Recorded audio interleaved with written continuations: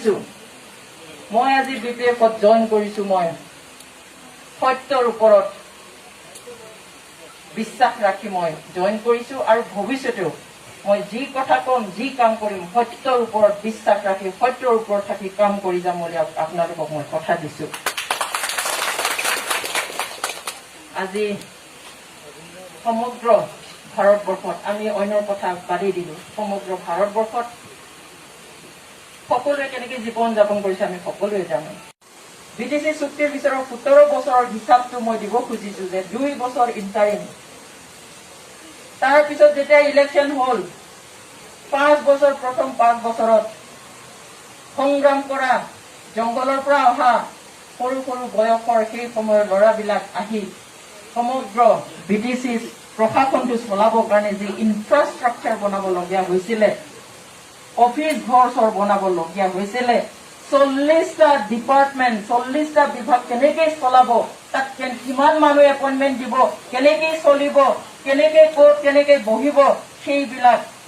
আয়ত্ত কৰোঁতেই সেই 5 বছৰ গৈছে যেহেতু আমাৰ সন্মানীয় জাষ্টিছ ফৰামৰ প্ৰেচিডেণ্ট সভাপতি সভাত লগ কৰিব আহিছে আমাৰ বিপিএফ দলত সোমাইছে আমি আদৰি লৈছোঁ এই সংগঠনবিলাকৰ সন্মানীয় নেতৃবৃন্দসকলক আমাৰ দলত পেণ্ডেলত বহিবৰ কাৰণে মই অনুৰোধ জনাইছো এতিয়া আমি আৰম্ভ কৰিম প্ৰথমে মই বেংগলী ফেডাৰেশ্যন আৰু NFD আকৌ বেলেগ আহিবৰ কাৰণে অনুৰোধ জনাইছো কি ৰূপ ল'ব আমি হল সৰু পাৰ্টি কোনোবা UDF বা কংগ্ৰেছ বা বিজেপি মেক্সিমাম 10 জন আহিব তাতকৈ বেছি নাহিব ডাঙৰ দল দ্বিতীয় মই ডাঙৰ দল কৰ্মী সমাজ ওদালগুৰি জিলা ইলেকশ্যন খেলিব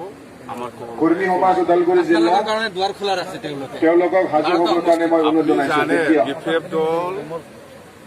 বিপিএফ দল সুবিধাবাদী বিপিএফ দল সুবিধাবাদী আৰু তৃতীয় দুৱাৰ খোলা নাৰাখাৰ কথা নাই আমি সুবিধাবাদী দল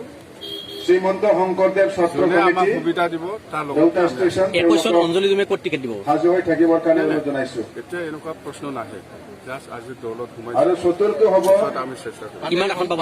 ৰাজবংশী সন্মিলনী ঠিক কৰি ৰাখাইছে বুলি ওদালগুৰি পিটিএবি ৰাজবংশী সন্মিলনী আগত চৰকাৰ বনাই ল'ম বিটিসি ইয়াৰ পিছত এছেম্বলিটো আমি চিন্তা কৰিম কিমান এখন পাব ছাৰ বিটিসিটো 30 কমত নাহে ছাৰ এছেম্বলিত যদি চিফ মিনিষ্টাৰ যদি আপোনাক মুখ্যমন্ত্ৰী দিয়ে তেতিয়া কি কৰিব ছাৰ বিটিসি নিৰ্বাচনটো শেষ হৈ পেলাই আমি চৰকাৰ বনাই ল'ম ইয়াৰ পিছত আৱাজ দিম মই